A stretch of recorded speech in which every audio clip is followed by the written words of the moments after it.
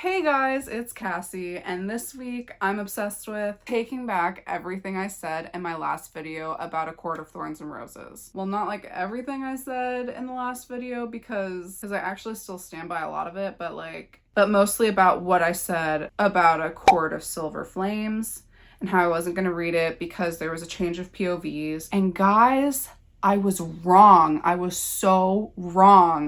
This book redeemed the entire series for me. I'm not even joking. We need to talk about it now. For you guys who don't know, A Court of Thorns and Roses, aka ACOTAR, is a book series that's still in the works. It's about humans and fairies that live in this realm, only it's not like little fairies that fly around like Tinkerbell. It's like big buff men with giant bat wings and these baddie women who kick butt and, they fall in love and have a bunch of wars. One of the things that helped me with this series was I had to come to terms with the fact that it's a romance. I don't know why, but before I was reading like the Cruel Prince series and like the romance is the side plot and the action is more at the forefront. And I'm typically more into the action and romance being on the side. But with this one, I had to come to terms with like, it's a romance with action on the side. And once I got into that mindset, it actually helped so much. Like, I'm reading a romance series. That might sound dumb to you guys. Maybe you knew it was a romance series, but to me, like, I didn't really know much about ACOTAR beforehand. So like, it helped me, okay? It helped me. One of the things I hated about most of the other books was that the characters all seemed really one-dimensional to me, except in the second one. And that's why I liked the second one so much. Like, I barely had anything bad to say about that one because we saw some character development in there.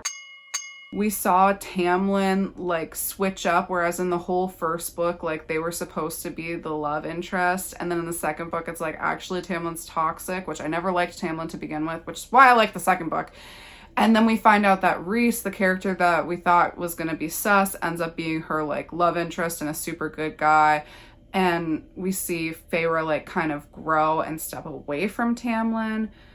And that's why I liked the second book. I felt like the characters had more depth to them. But then it kind of went back to the same old thing in the other books to me. Especially, I call it the Christmas special. I don't even care what it's called. I don't remember. It's that one book where it's all about Christmas. The plot's about Christmas. There's no major tension. There's no major climax. The climax is Christmas.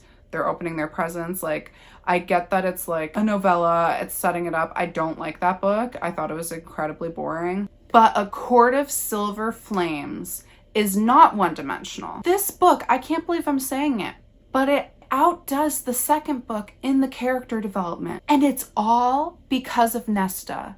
It is all because of Nesta. This girl made me second guess my hatred for the change of POVs. She also made me realize that the majority of the reason why I didn't like the other books actually had to do with Feyre, our main character. Like, really, with Feyre, all Homegirl knew was that she had a hard life, she's a fighter, and she likes to paint. Like, talk about not being able to connect with your character. Your character's so bland. Now, Nesta over here, she's complex. She's mean to people, but it's with a purpose. It's because she's traumatized because she was forced to become a fairy against her will and watched her father die when she still hated him after everything that happened to them in their childhood. She's proud and she's jealous of Feyre. She doesn't know how to cope and she's embarrassed by the fact she doesn't know how to cope. Girl loves music, kicking butt, has girlfriends that don't talk about her behind her back and aren't secretly the villain. She loves kicking butt. She grows as a person and a character throughout this whole book. She knows what she should do, but she doesn't always do it. Her decisions always surprise you. Like, finally, the main character I needed. Unlike, I was a victim, I learned how to fight for myself, and now, all of a sudden, that I found the love of my life, like, I'm completely level-headed. I'm like a perfect ruler of the fairy kingdom, and my moral compass is always on point. Like, girl, that's boring. Give me someone I can relate to. And Sarah J. Maas, you did. You gave me Nesta. I can relate to her. Thank you. And Nesta's growth, she becomes vulnerable. She cried to Cassian. She apologized apologized to Amren. She got fit AF, got her eating disorder under wraps, saved her sister, made friends, used her powers, and then sacrificed her powers for the good of her sister, for her sister's baby, and for Reese. Reese, who she hated. She went from being depressed and drinking and using men to cope and shutting everybody else out of her life to being the baddie she is now. She can sit in front of the fire again without hearing bones cracking and her dad dying. Like, I am a proud mom.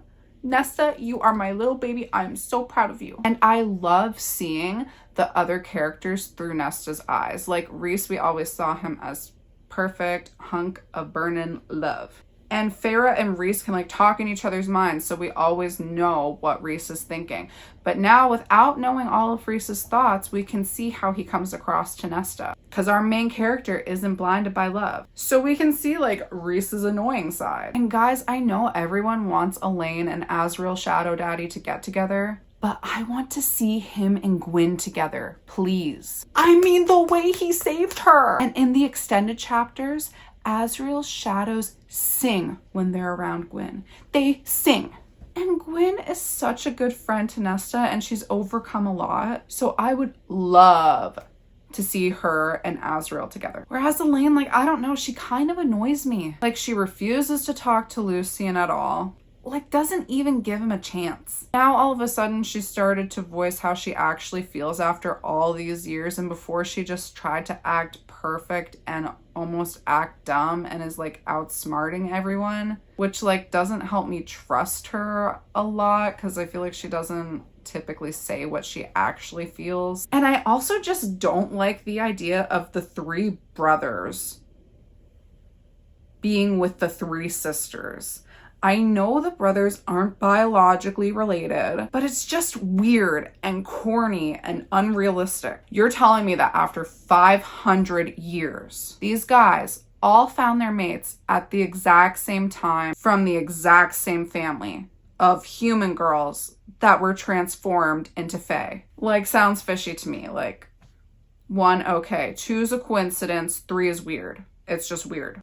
So yes, Gwen and Azriel together, please. Yes, please. Also, do you think Moore and Emery are gonna get together? Because I kind of do, but I don't really know how I feel about Moore because she's still hiding stuff. Like, I want to know the secret. Like, Eris brought it up multiple times that we don't know the whole story about everything with Moore, and Moore knows the truth, but we don't. He keeps bringing it up, and it's like, can you just spill the secret already? Like, spill the tea. And speaking of Eris, can we just talk about how Nesta got, like, a proposal after just dancing with the guy? Like, girl's got moves. These are my only criticisms of the book. Number 1, the beginnings are just a little too dry.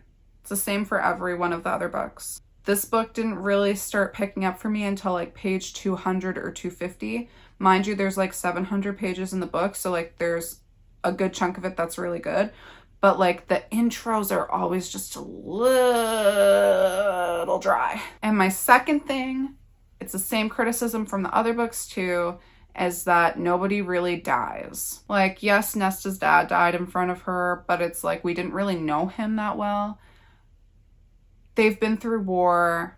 They've been through everything together. They've had super bad things happen, and they've all been in super dangerous experiences, and nobody dies. It's gotten to the point where, like, that scene where it seemed like Cassian died, I didn't even believe it. Like, I knew he wasn't dead. Because I just knew that the author refuses to kill off her characters. The stakes honestly have to be raised, and someone has to die and actually stay dead, please. It's so annoying when, like, nearly every book it's like, and then they died. Just kidding. Like, what? 1 time, okay, sure. 2 times, okay. But, like, every time somebody dies, it's like, just kidding, they didn't die. There was Feyre and Reese and Amren and now Cassian. Everybody's had a just kidding, not dead scene. Like, come on, just kill somebody already. I need to know that there's bigger stakes if you're going to have more books ahead of me. So in total, I give this book a 9.8 out of 10.